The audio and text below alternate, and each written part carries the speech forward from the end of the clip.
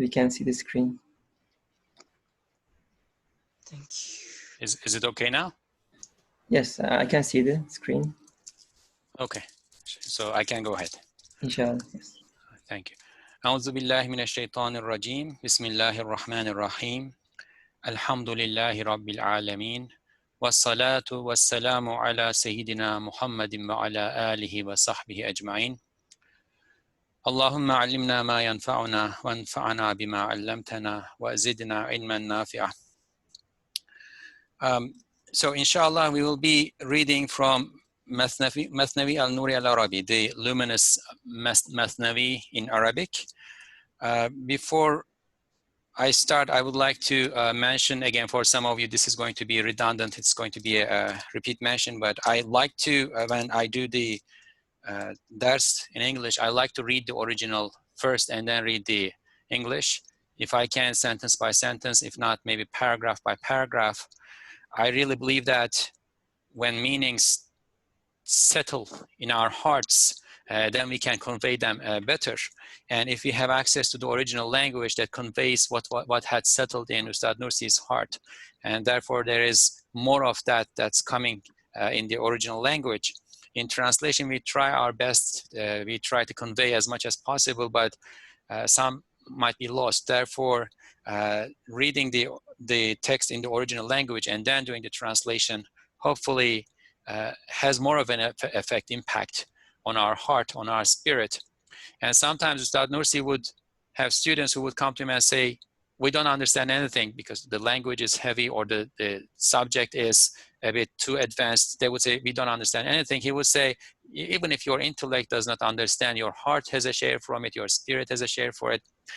Therefore, as I said, I like to read the Turkish, if it is originally in Turkish and then in English, or Arabic, if the original is in Arabic, and then Arabic and to English. But my Arabic reading is not that good, so we did an arrangement with Jazmi Abi. He is going to play the relevant pieces from a previous recording, and then I'll try to do the English. But the text that we will be reading today, at least the beginning of the text that we will be reading today, was originally written in Turkish.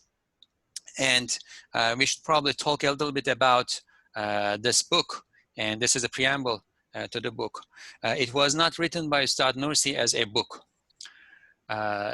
In the 1910s through 1920s, and the dates may be variable, it's difficult to pinpoint exact dates, but sometime between the mid-1910s through the mid to late 1920s, Ustad Nursi went through what we can think of as a spiritual search. And we see periods like this in the lives of really great scholars. Imam Ghazali has, Mevlana Jalaluddin Rumi has that, Abdul Qadir al-Jilani has that. There comes a point in their life where they need to perhaps actualize and realize what they have been learning and accumulating. So Ustad Nursi goes through a spiritual search for a period. And during that period, he writes notes to self. He doesn't write elaborate treatises, elaborate books, with beginnings, introduction, text, body, and conclusion, and so on and so forth, with an audience in mind, but rather, if you will, he goes through a spiritual journey and he tries to capture whatever he witnesses in that journey in brief notes to self. And these brief notes to self at that time become the material for several treatises that he publishes in the early 1920s. One second.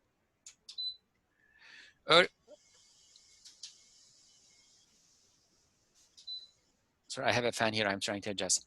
In the early 1920s, and then some of those texts, some of them end up not being published.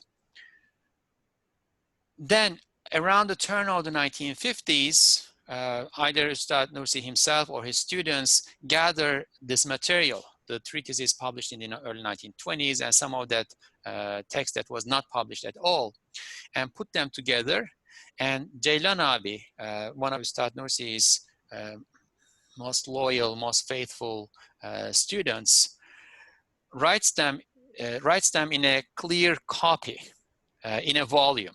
So he puts them, all of them, compiles all the treatises and puts them in a volume, and they call it, Ustad Nursi calls it Mathnawi Nuri in Arabic. And the reference to Mathnawi, because we did not translate that, right? That is a reference to Mevlana Jalaluddin Rumi's book, Mathnawi. In addition to being a reference to Mevlana Jalaluddin Rumi's book, Ustad Nursi also says that this is Mathnawi. We are going to read that part because Mathnawi means couplet.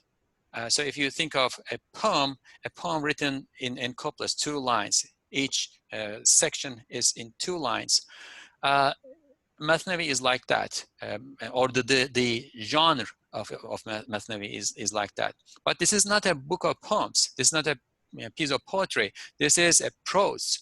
However, Ustad Nursi says this is Mathnawi because it is a book. It is the result of my spiritual search, in which my intellect and my heart were able to journey hand in hand.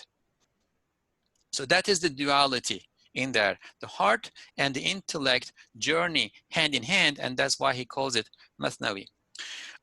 We have that copy that was compiled by Ustad Nursi's student, Ceylan Abi.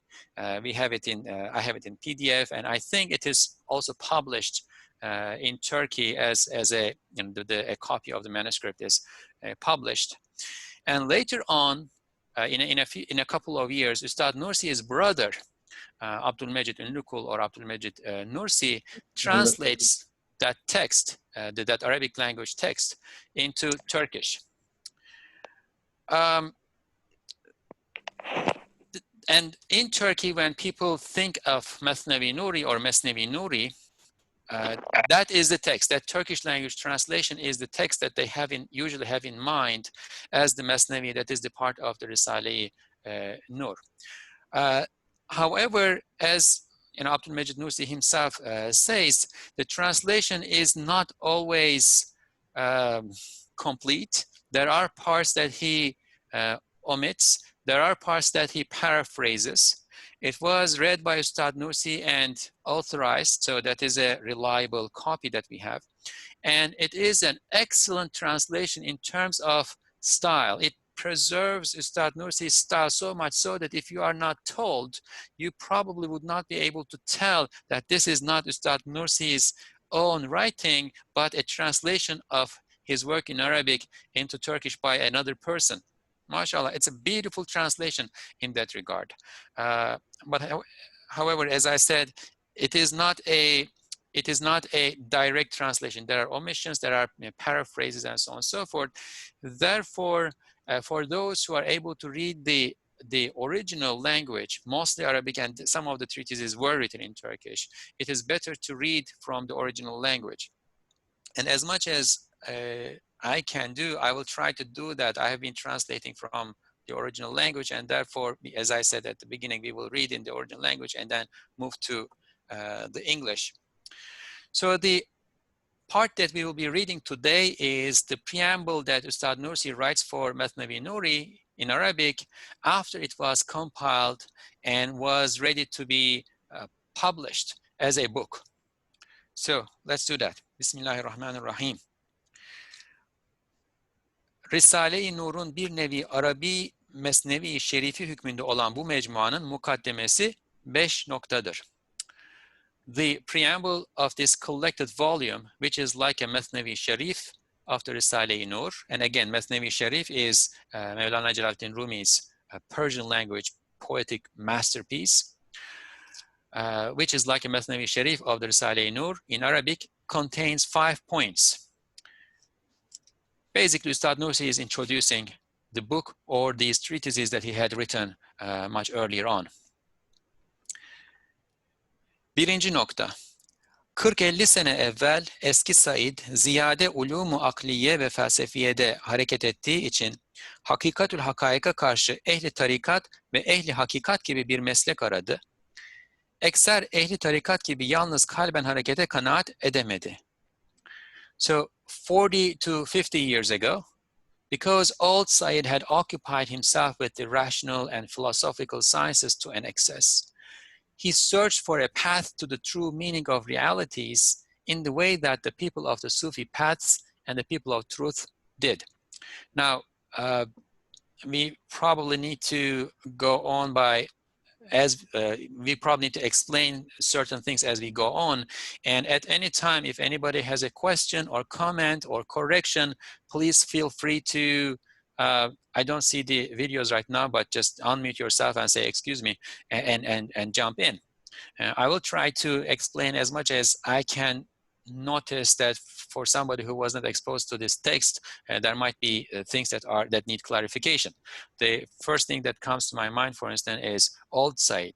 What is Old Said? There's, Said Nursi, that's one person, but Ustad Nursi divides his life into two main sections, and according to another interpretation, that could be three main sections, but the first two are the really important ones, and the distinction between the first two is really important.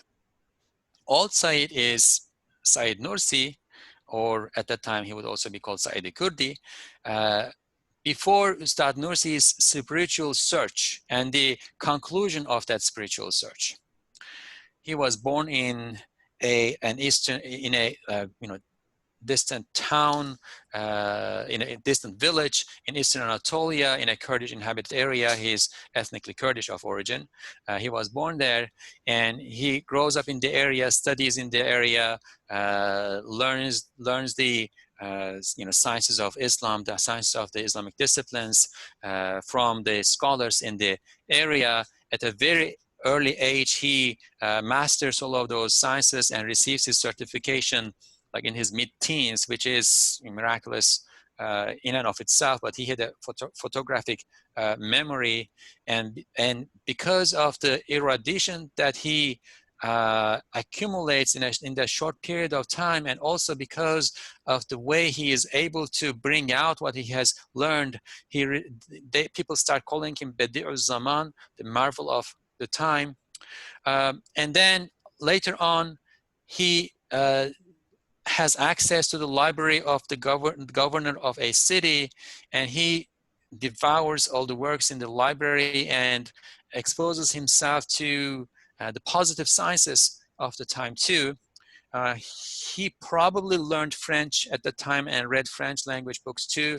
That is difficult to tell. We know that he knew French because he takes an examination at some point in order to take a government job, but it's difficult to tell whether he actually read, material in French. But regardless, there was, much of the Western literature was also translated into Ottoman, so he exposed himself to all of that. And then he goes to Istanbul and gets involved in politics for a while, and I'm going to, skip the details. He wants to build a madrasa, a religious seminary in which he could teach religious sciences and positive sciences together. He receives some money from the Sultan and goes back to his hometown. That's where he wants to his native lands. That's where he wants to build this madrasa. But World War I starts. So he leads a voluntary battalion against the invading Russian forces and defends the city of Van and helps the civilian population of the city to escape basically before the advancing Russian forces. And eventually he is wounded and captured as a prisoner of war and spends almost a couple of years in Russia as a prisoner of war, comes back to Istanbul around early 1918. And that is around the time when his spiritual search reaches the apex of the search, is most intense. And all of this is Old Said. You see a person moving all around, very alert, very sharp intellect, and uses that sharp intellect with a really sharp language, and tries to change society and so on and so forth. But then the war ends. There is the Turkish resistance movement. He is invited to join and assist the resistance movement. He goes to Ankara for this purpose, but he recognizes that the leaders of the resistance movement are highly secular and almost, in many senses, anti-religious figures. And he decides that there can be no good coming out of this. He decides to withdraw from society, from societal life, goes back to his hometown and actually retreats to a cave. Then Republic is founded. There is a rebellion in that area. He doesn't take part in the rebellion, but because the government fears his charisma so much, they exile him to Western Anatolia, to a distant village. And in that distant village, he starts to write the Risale-i Nur. And there's a complete change in his style. And that is the New Said period. So when was the divide exactly? Sometime in the 1920s, that's difficult to tell. But that is the New Said. And the New Said's work is the Risale-i Nur. So when Ustad Nursi talks about his life before the Risale-i Nur, he refers to that as Old Said. And here he says, because Old Said had occupied himself with the rational and philosophical sciences to an excess. So that is his time in Van at the library of the governor, or in the late 19-teens, like 1919, early 1920s. He says that he's in Istanbul at that time, and he says that he used to read a book every day, a different book every day. So he is in searching, and he is trying all possible pathways that have been used by humanity to reach a conclusive conviction about where truth lies. And of course, his guiding light is always the Quran, but he's all over the place, right? So this is one aspect of al-Said. He is alert and open to all input.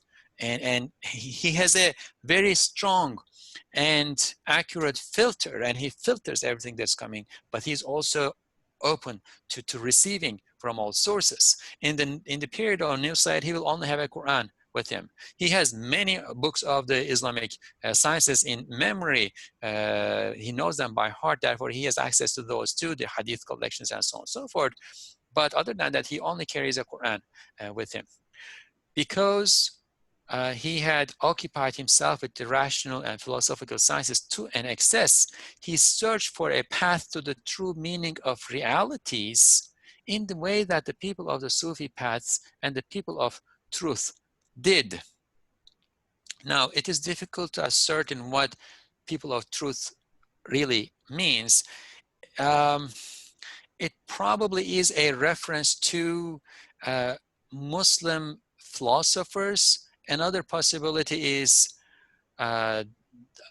early Muslims, the time of the companions. And another possibility is people who he says had searched for truth with both eyes, the eye of the heart and the eye of the intellect, both open. But that is something for to reflect upon further. What matters is that he is searching for a path to truth, and the way the people of the Sufi paths, for instance, do is you submit. Submission is a very important aspect of Sufi practice. You submit to a teaching master, a sheikh, and you first have to make sure that the sheikh is a reliable one. But once you do that, you submit. Now, Ustad Nursi is so knowledgeable, so erudite, and so sharp that it is difficult for him to find somebody to whom he can actually submit. And he tries that back home in his native lands. He sees many shuyukh, many teaching masters all around, and he says, each one of them had an attractive aspect, but I could not settle with one because none was enough. He has such a broad reception and broadly receptive mind and heart that he cannot settle on one thing. Can we also say that like he says, like with rational and philosophical sciences, would it also be similar to our situation in one sense, that our education is all through this like rational way of explaining things and dealing with things? So would it be also relevant to our life or our way of upbringing, pretty much? Do you think? Well, you can say that. Of course, we are living in a different age, and what we are exposed to is different from what he was exposed to. But in terms of the nature of what we are being exposed to and what he was being exposed to outside of the Islamic sciences, there is a continuity in that. This is the post Descartesian world. And no need to go into details of how philosophy unfolds after Descartes, but eventually it comes to the point where positive sciences are recognized to be the guiding principle for for both spiritual, metaphysical, and physical aspects of life, or social aspects of life, right? It is considered the guide to truth. And that is a challenge. That was a big challenge for the entire world, not only for Muslims, for the entire world. Europeans had to deal with this too, or the Chinese had to deal with it, the Buddhists had to deal with it, the African, various African tribes who had what we now call animistic religions had to deal with. It is the challenge of positive science and the philosophies that undergirded positive sciences was very powerful because, well, it worked in terms of practical consequences. They were able to produce weapons. They were able to produce steel ironclad steamships. They were able to produce fabric for a hundredth, perhaps a thousandth of the cost that fabric was produced elsewhere in the world. So it worked, and the West was able to dominate the rest of the world as a consequence of, or partly as a consequence of, this philosophical, then scientific, then industrial transformations that it went through. And the sciences that we are learning today, the way we are studying sciences, the way we are being exposed to the world in an intellectual sense today is directly descending from what was happening at that time. Therefore, yes, you can say that. I would say we need to add to it, for today's people, we need to add to it the challenge of entertainment. So that's perhaps a completely different question to deal with. For his time, entertainment was not as much, did not have as much a presence in people's lives as it does today. People actually were interested in philosophical sciences and things like that, at least those who were literate. As I said, I did Russian history in the early to mid 19th history. In Russia, you have these things called thick journals. Young men and women would be reading, devouring like philosophical articles that would like 60-page long, 90-page long philosophical articles, and would be paying money to buy those journals and things like that, and then discussing these things in circles.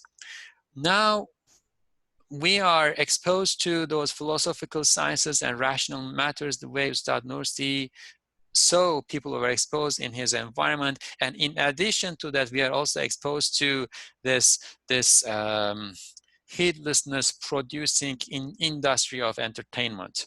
And in that sense, perhaps we need to work even harder. But alhamdulillah, I would say there are means to deal with that in the Risale-i-Nur too. And that would be a different discussion, and then we can come to it. But yes, this is relevant.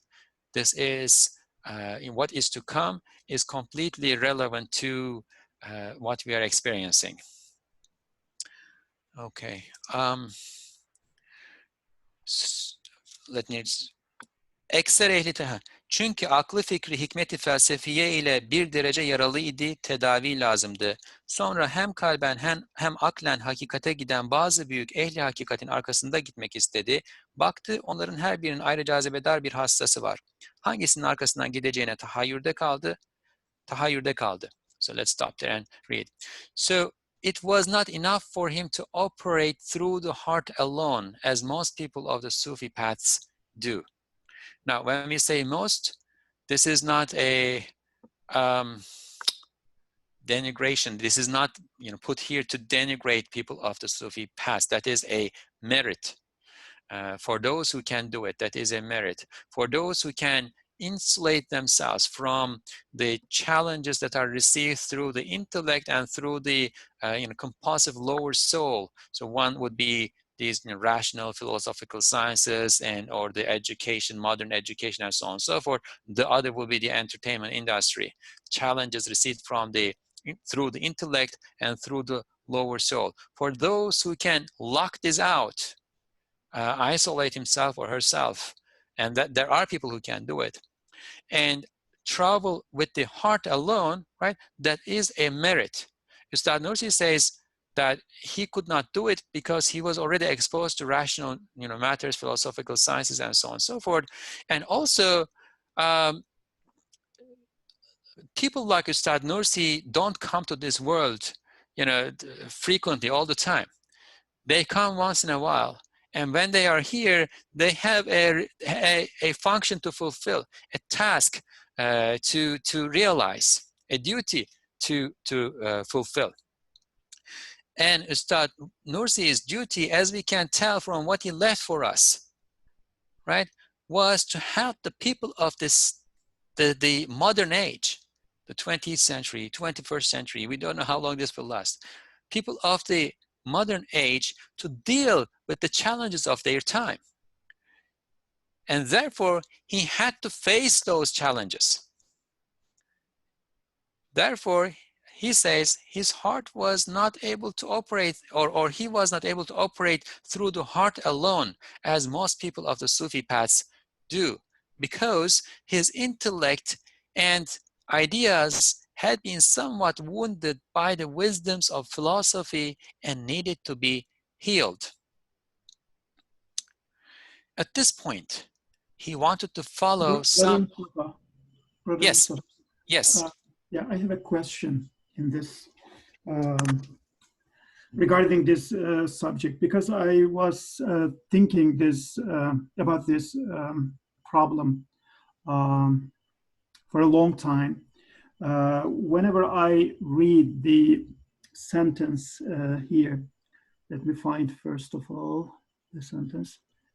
Yes, it was not enough for him to operate through the heart alone, as most people of the Sufi paths do, because his intellect and ideas had been somewhat wounded by the wisdoms of philosophy and needed to be healed. So my question is, do you know or recognize, did you know or recognize any indication that Sufi really, was wounded by the so-called wisdoms of philosophy in his life or in his early books? Any indication to it? So Ustad Nursi being wounded by wisdoms of philosophy? Yeah. I don't think so. I mean, I have been looking into his books from the Old Side period recently. He has some works of logic. And of course, he has his books, Muhakamat, Munazarat, so on and so forth. I don't think that we can find instances that we can recognize as wounds in those works, right? But there are two things in relation to this. One is he was deeply involved in politics and looked for a solution to the problems that he was seeing in society and among the people and so on and so forth in politics. And later on, he thinks of that as a youthful adventure, let's put it that way. right? And Okay. in those in the texts that indicate his involvement in politics at that time, and these usually were brief newspaper articles and so on and so forth, you see an appeal to causes. Now what I'm describing as appeal to causes in those works, right? We do it all the time, and we don't think that there's a problem with it. And there isn't a problem with it, because those causes are put in place by God for a purpose. We have to follow what we call the Sharia of creation, the laws that God has instituted in the creation in the form of causes and effects. God is the causer of all causes, but He instituted those laws in place, and He wants us to obey those laws too, right? So, however,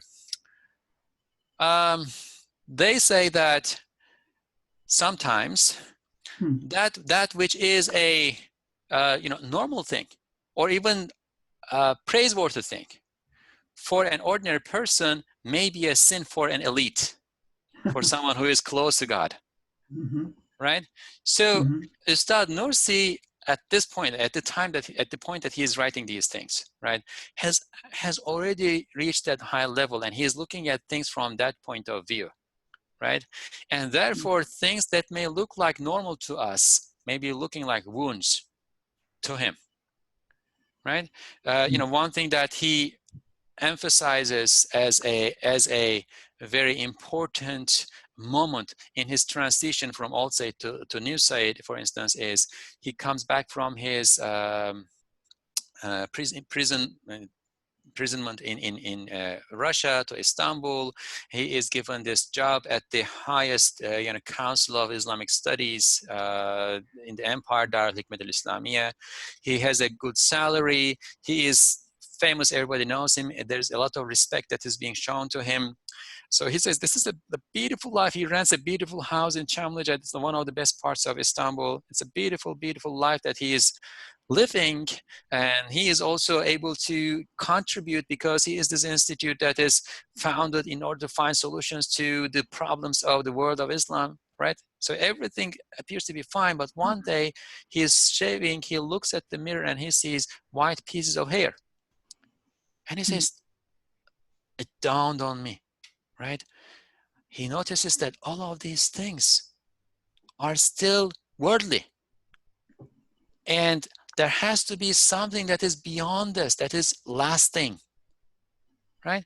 So when I read that sentence, I don't look for mistakes,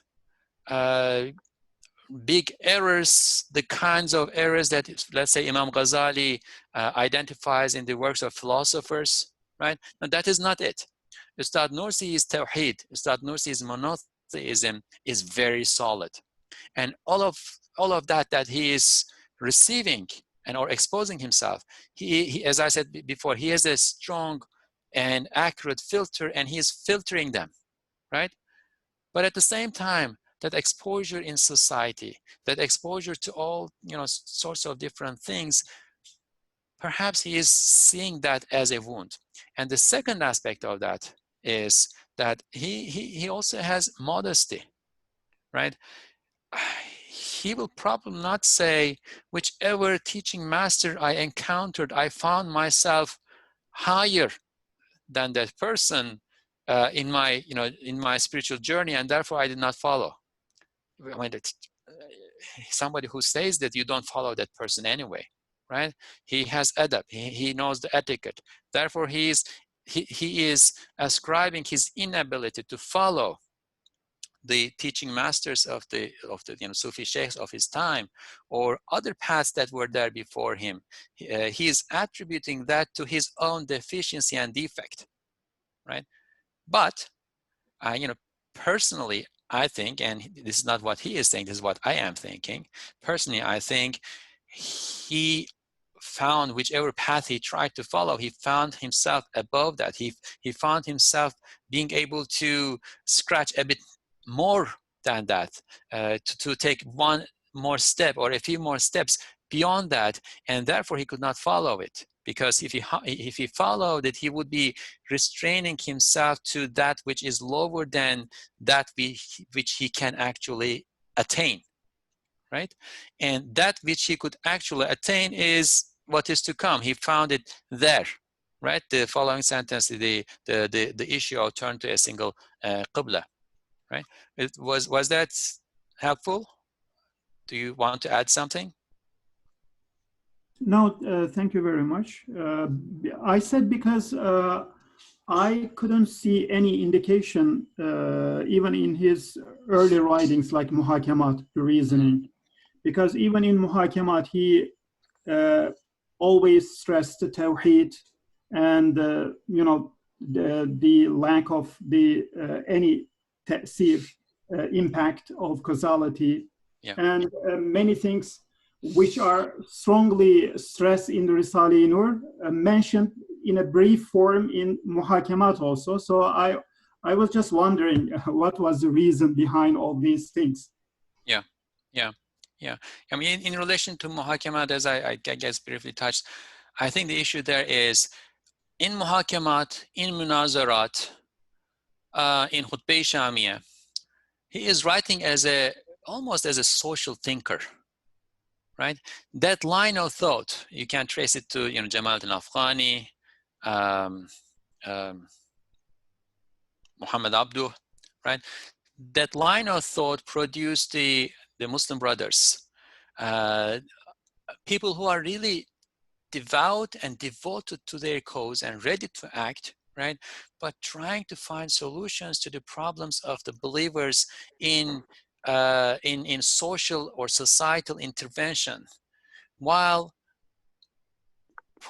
I would say the most underlying problem of believers and non-believers at this age is first to establish a strong connection with God, right? To be sound, solid Muslims, believers, and then to move on to other stages. So those other stages are not, you know, not necessary. They are necessary, but this is a matter of prioritization. So there's a change in prioritization too, and those who cannot, or let's put this way, those who try to maneuver in the realm of societal actions or activities are still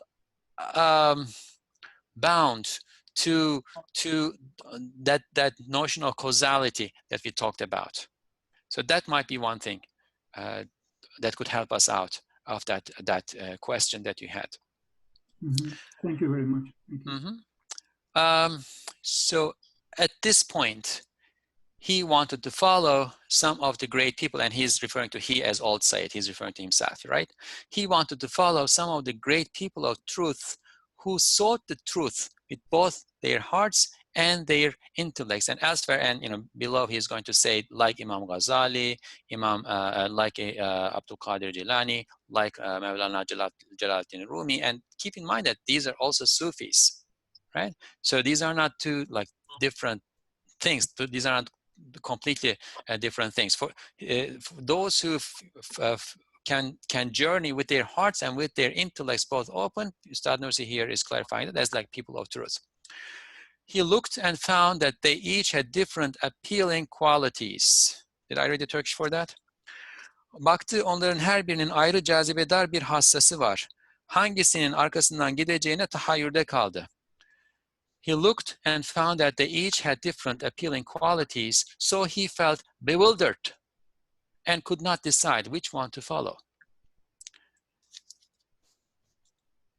İmam Rabbani de ona gaybi bir tarzda tevhid-i kıble et demiş. Yani yalnız bir üstadın arkasından git. O çok yaralı eski Said'in kalbine geldi ki. Now, this refers, what is to come refers to an incident that Ustad Nursi narrates elsewhere. During the spiritual search, period of spiritual search, he opens Imam Rabbani's Maktubat, letters. And there comes one of the letters. And in that letter, Imam Rabbani says, turn to a single Qibla. And that letter is written to Mirza Badi'uzzaman, which is, you know, Ustad Nursi's name. And he says, well, there must have been a Mirza Badi'uzzaman at the time too. Besides, Imam Rabbani had told him, though without seeing him, without seeing Ustad Nursi, Imam Rabbani had told Ustad Nursi, without seeing him, turn to a single qibla. That is, follow only one teaching master. It occurred to the heart of that much wounded old Sayyid that. And perhaps we should say a couple of words about Imam Rabbani too. He is the founder of one of the largest branches of the Naqshbandi Sufi order. He is known as the reviver of the second 1,000 years in the history of Islam, a great Sufi master who lived in India and was very influential in preserving religion among India's Muslims, right? And Ustad Nursi considers Imam Rabbani among his teachers. There is that connection between them, either in a metaphysical realm that we can really have a good understanding of, or through his books. He was reading Imam Rabbani's books, right? So Imam Rabbani tells him, or Ustad Nursi understands this as Imam Rabbani telling him, turn to a single qibla, that is, follow only one teaching master. It occurred to the heart of that much wounded old Said that Üstad-ı Hakiki Kur'an'dır. Tevhid-i kıble bu üstadla olur diye yalnız o Üstad-ı Kutsi'nin irşadıyla hem kalbi hem ruhu gayet garip bir tarzda suluka başladılar. The real teaching master is the Quran. And this is for everybody. Everybody after the Prophet sallallahu alaihi wasallam who has attained access to truth, be it through Sufism, be it through a study of theology, be it through whatever it is, right? Anybody who has accessed truth after the Prophet sallallahu alaihi wasallam, it is through the Quran. If it is not through the Quran, it is delusional, it is misguided, because the Quran has a wide highway, wide path, and all paths that go to God now are lanes of that highway. The real teaching master is the Quran. Turning to a single qibla is possible with this teaching master alone, right? So if you are going to do a single qibla, right? Qibla is at the center, right? Imagine all human beings praying all around the world. They turn to Qibla, but there's one place at the center of everything. So you cannot put another mosque. You cannot put Masjid Nabawi as the Qibla, because people in Masjid Nabawi turn to Mecca, to Kaaba too. You cannot do, Sultan Ahmed in Turkey. You cannot do whatever. You cannot do any mosque anywhere. It has to be one center, at the center that everybody turns. Turning to a single qibla is possible with this teaching master alone. Then his old Sayyid's heart and spirit both started the journey in a quite peculiar way under the direction of that sacred teaching master alone.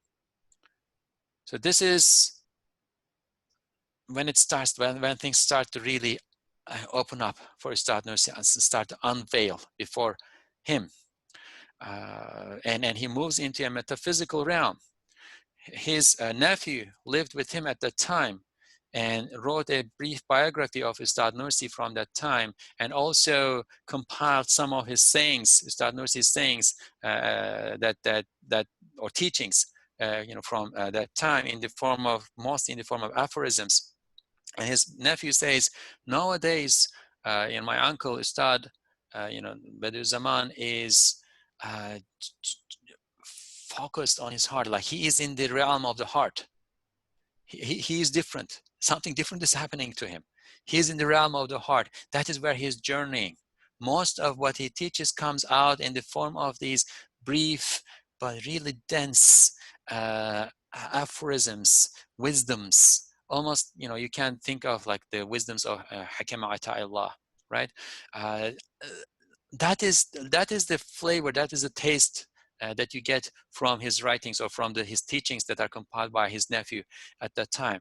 Like you can almost physically see that Ustad Nursi is journeying. And as he will say, the Mathnawi Nuriyat, all of what is in this book are products of that journey.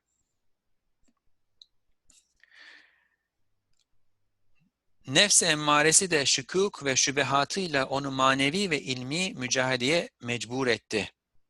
Gözü kapalı olarak değil, belki İmam Gazali radıyallahu anh, Mevlana Celaleddin radıyallahu anh ve İmam Rabbani radıyallahu anh gibi kalp, ruh, akıl gözleri açık olarak ehli istihrakın akıl gözünü kapadığı yerlerde o makamlarda gözü açık olarak gezmiş.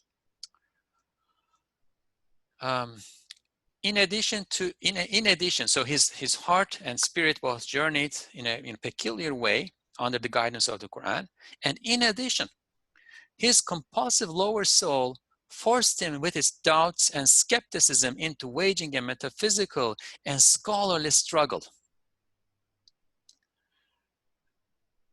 We have a question. Why does it peculiar way? Let me see, go back and see the Turkish again so that we don't make a mistake.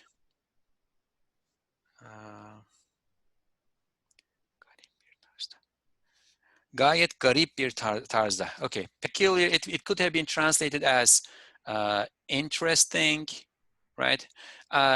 It is peculiar because it is different from, this would be my take, my interpretation. It is different from the paths that you find, earlier paths that you find. There is a novelty to it. Now, I cannot tell you all the details of what that novelty is. I'm trying to write a book about that, and you know, it's probably going to take me a long time to crack it all open, right? But an important aspect of it that is also mentioned here is that the intellect and the heart are both open, right? And it is peculiar when you put it in the, let's say, last 1200 years or so of Muslim history, right? But at the end of the day, it goes back all the way back to the time of the Prophet sallallahu alaihi wasallam, and Ustad Nursi's teaching is a prophetic teaching, right? In that sense, it is not peculiar, it is not new, it is a repetition of what was there before, but it is peculiar in the sense that, okay, let's put it this way. When Muslims encountered non-Muslims, or rather non-Muslim civilizations around them, Iranians, the Zoroastrian Iranians, Christians, the Greek philosophy through mostly through the Christian communities, Hinduism and Buddhism in the East in India. They had to engage them, they had to interact with them, especially the Hellenistic philosophy, the Greeks, and after the Greeks, the philosophy that evolved in the lands that Alexander the Great brought together between Iran and Greece, the Hellenistic philosophy, right? These were big challenges at the time to Muslim culture. They translated all their works, and those works were really deep and intellectually profound texts. And they had a peculiar, elaborate language, and they had unique questions to themselves. Now, Muslims had to face those questions, and also in the process appropriated that language. These new challenges brought new questions, and they had to answer those questions, right? So they developed what we today call kalam, dialectical theology is one way to translate it, or ilmi kalam, the science of theology. They developed dialectical theology in order to articulate the teachings of the Quran in the language of these new civilizations, right? That was a beautiful thing, but one problem with that is if you open a classical theology book today and start reading, you will see issues, questions that do not really make sense to you, that will really not make sense to you. That's because many of the things that they were writing about they were writing against certain issues, concerns, questions that were prevalent at the time, right? And therefore they were articulating their explanations as addressing those problems, questions, etc. Ustad Nursi knows it all and knows very well. I mean, some of his earlier works are written in that genre. He has two, works on logic, for instance, written in that genre, knows it very well. But he also knows that some of what is in there does not appeal to the people of this time. Therefore, he needs to take it, digest it, and then produce new material that is going to be appealing to the people of this time. Somewhere he says a real scholar, a true scholar, should be like a lamb, a sheep, and not like a bird, because lamb gives pure milk to its lamb, and the birds give regurgitated food to their chicks, right? He has it all, he absorbs it all, but then he digests and produces, as I said, new material that's appealing to the people of this time. And in that sense, again, it is peculiar, right? So he's opening up a new path. In addition, his compulsive lower soul forced him with its doubts and skepticism into waging a metaphysical and scholarly struggle. So this is also an allusion, we can think of this as an allusion to that other issue about wounds, right? For one who can travel with the heart alone and put the compulsive soul behind, either through riyada, through ascetic practices and retreats of solitude and so on and so forth, or because the person is already not exposed to too many challenges, right? There aren't too many questions that are being asked. He is isolated, insulated from this challenging world, right? One of the two.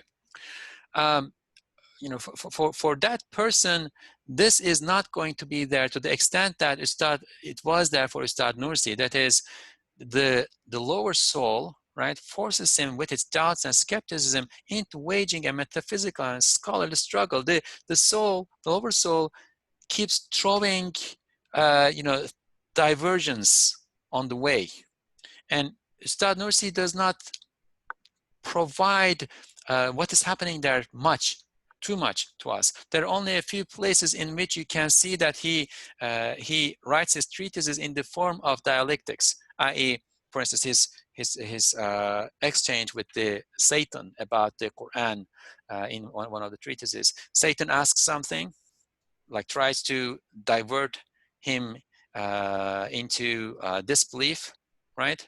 And he responds and refutes Satan's argument. And then Satan asks another thing, and he refutes it. So I understand that a lot of that happened at this time as he was journeying, right? And he was able to use the knowledge that he had accumulated and the guidance that he received from the Quran to refute all those diversions that were thrown on his way as he was journeying. And he came out victorious from that struggle. And he talks about this in other places too. In places where the people of spiritual immersion have shut the intellect's eye, he traveled through those stations not with closed eyes, but with the eyes of the heart, the spirit, and the intellect open, as Imam Ghazali, Maulana Jalaluddin, and Imam Rabbani had done. If you read the works of classical Sufi works, there will be many things where you will be told, well, this is a matter for the elect, and it cannot be told in books. And that's what Imam Ghazali says, like in Mukashafa, in the science of unveilings or openings cannot be put in writing in books. It can only be conveyed from person to person, in person, right? But the problem with that at this time is we are not living in societies where you can maintain that kind of a relationship between a teaching master and a student everywhere. There are very few places where you can maintain that in the world, right? So Ustad Nursi says, we will not close the eyes. We will not assume that anything is, for the elite. It cannot be explained. You just have to trust, have confidence in whoever is telling this to you. Appeal to authority is the word for this in rhetoric, right? He says, no, we will not do that. We will take all the questions and we will answer them. We will provide answers for all the questions. We will not leave unanswered questions. Inshallah, I guess we can finish after this. Cenab-ı Hakk'a hadsiz şükür olsun ki Kur'an'ın dersiyle, irşadıyla hakikate bir yol bulmuş, girmiş. Hatta ve fi kulli şeyin lehu ayetun tedullu ala ennehu vahid. Hakikatine mazhar olduğunu yeni sayıda Risale-i Nur ile göstermiş. Where am I? Boundless gratitude be to God, the sublime real, Cenab-ı Hak. This is how Ustad Nursi refers to God in many places. Muhyiddin ibn al-Arabi uses that, and it is very, very frequently used in what we can think of as the Persianate Muslim lands. Lands where the Persian language was more dominant than the Arabic language. It's an Arabic Persian mix. So when in my translation, I used God the sublime real, or just sublime real. That's basically God, right? Boundless gratitude be to God the sublime real, that he found, old Said found, a path to truth, that's with a capital T, under the instruction and direction of the Quran, and entered that path. He even demonstrated with New Said's Risale-i Nur that the reality of فِي كُلِّ شَيْءٍ لَهُ آيَةٌ تَدُلُّ عَلَى أَنَّهُ وَاحِدٌ, and in everything he has a sign that indicates that he is one, has appeared to him. And as a note, this is a saying that belongs to Abdullah ibn al-Mu'taz. He was actually an Abbasid caliph, but his caliphate was only a couple of days or something like that. He was assassinated thereafter, but he is better known for his really beautiful poetry. In everything, he has a sign. God has a sign that indicates that he, God, is one. And this, in a sense, summarizes the path that Ustad Nursi says he found, that peculiar path that he says he found. This summarizes that. The method of theology is usually is negation, right? Is negation. You go through rational argumentations that each point out that something cannot happen, something cannot happen, something cannot happen, something cannot happen. Therefore, this is the only option that is left out there for us to follow, and that is Tawheed. That is, God, and that is how we identify. That's how we identify some of God's attributes, or understand God's attributes, and so on and so forth. Sufism, on the other hand, broadly speaking, because there are many Sufi methods, but broadly speaking, tries to detach the heart from the world and expose it to divine inspiration and have it filled with knowledge eventually. But again, that's a long path, right? And it is there's a lot of introversion in that, and it's a long path, right? And according to Ustad Nursi, the people of this time don't have the time for that. There may be exceptional people, but that's a very small minority. When we think about the faith of people, right? The challenge of modern age is to billions of people. And if we really have compassion for all those billions of people, we need to think about all of their faith, because what is at stake at the end of the question of whether or not there is faith or not, right? That's a big thing. That's hell or paradise, God's contentment or God's wrath, right? A big thing is at stake, and therefore we need to think about everybody, all billions of people and billions of believers in them. We want to find a path that is going to be appealing, that is going to speak to everybody, right? And Ustad Nursi says that he found that under the guidance of the Quran, and he thinks that that was the method of the companions and so on and so forth, right? Under the guidance of the Quran, he found that, and what that path does is, instead of negation or this long journey, spiritual journey, it points out reality wherever you turn. And that's, I'm not going to go into the detail of that, because that's basically what we will have in this book, right? We will see examples of that. I mean, just to illustrate, right? One thing, for instance, is we turn to a tree, and we don't need to see all the trees. We don't need to understand the entire ecology around that tree. That tree directly tells us there is one God. He is one, right? Should we stop here? I know that I, exceeded my time. Yes. There is a question, brother Farhan is asking, the eyes of the heart, the eyes of the spirit, is it different? The eye. So, is there any difference between the eyes of heart and spirit? Brother Farhan asked. Well, that's a difficult question to answer. We know little about the spirit. We know little about the heart. Sometimes they are used interchangeably. Yes. Sometimes they are not. They are not.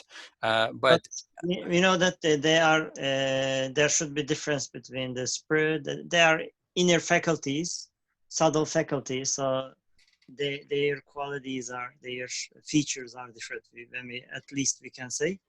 Yeah, So, I mean, in general, right? There will always be subtleties, and again, sometimes they can be used interchangeably. But in general, heart is the faculty of knowing God, right? And meanings, guidance, meanings of guidance, and also meanings of misguidance come to the heart first. And we are not talking about the meat, the flesh in our chest, right? There is a relationship between the spiritual heart and the heart of flesh, but it is not the heart of flesh itself, right? Meanings come to the heart first, because it is the organ of faculty of knowing God, and those meanings are the source of our knowing God. They come to the heart. That the heart is what receives those meanings, but while in the heart they are formless. They have to be brought out of the heart and given form for our mind to be able to process them. And it is imagination and intellect that does this, that brings out meanings from the heart. Imagination in the form of images, and the intellect in the form of concepts. And then when you relate concepts to one another in the form of arguments, right? They bring out these meanings from the heart. Now, as for spirit, again, we know little about it, but we know that the spirit is the faculty or aspect of the human being that is going to have the everlastingness. And therefore, it is probably larger than the heart. It probably contains the heart. And it is probably what is being referred to when the Prophet ﷺ says that God created man in the image of the merciful, right? It is what is blown into human beings that make human beings, right? But beyond that, we don't know too much. Therefore, I would abstain from giving a definitive answer to this question, saying saying like this is the eye of the heart, this is the eye of the spirit. Sometimes they are used interchangeably, but if we really need to distinguish, the spirit is probably larger than the heart, and something that contains the heart too. Yeah. Thank you, Abi. Inshallah, we can.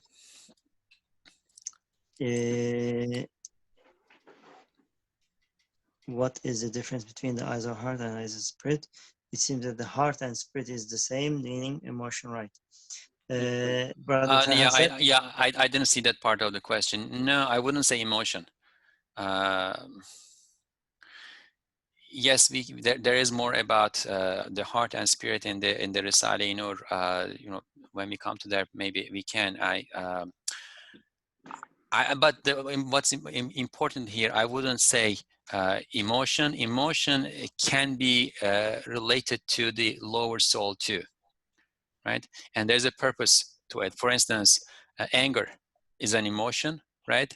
And we need to have a certain amount of anger at the level of moderation. If it is, you know, too much, that's too bad. If it is too little, that's too bad too.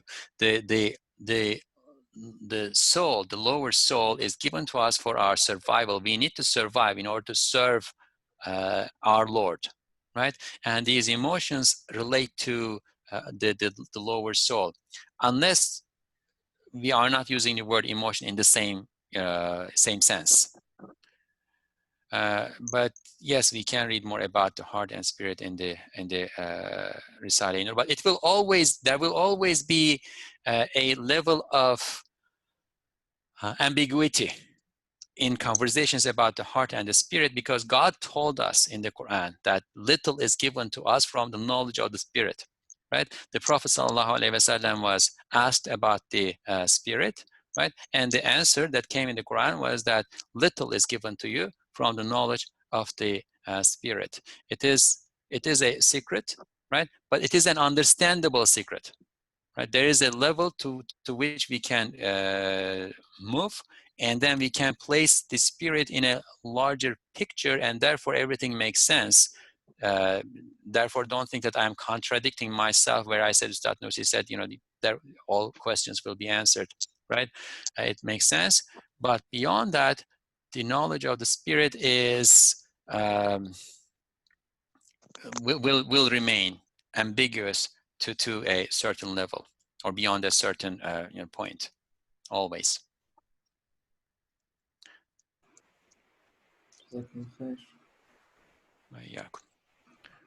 Inshallah. Thank you, Abi. Okay, Yes, so we conclude, inshallah? Yes, inshallah. Okay. We can conclude for now. Okay, thank you very much for giving me the opportunity to reflect upon these things. It is helpful for me too. سبحانك لا علم لنا إلا ما علمتنا إنك أنت العليم الحكيم وآخر دعواهم أن الحمد لله رب العالمين. الفاتحة.